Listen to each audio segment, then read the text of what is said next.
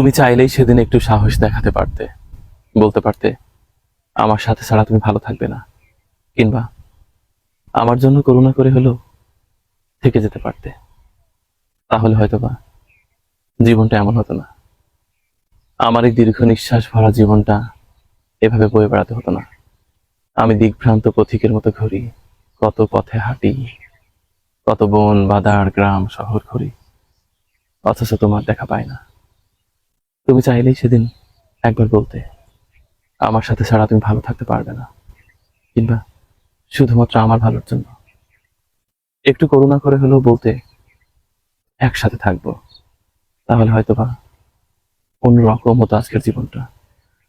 তুমি এখন সত্যিই জানো না তোমাকে ছাড়া চলাটা কত কষ্টের, নিঃশব্দ বেদনা কত ভয়ঙ্কর, প্রতিটি রাত কতটা বিমর্ষ।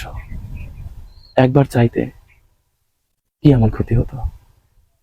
তুমি একবার সাহস করে বলতে, অন্তত একসাথে না থাকতে পারলেও আমি নিজেকে বোঝাতাম তুমি একবার চেয়েছিলে, ভালোবেসে চেয়েছিলে থাকতে। আমি না হয় তখন নিয়তিকে দোষারোপ করতাম।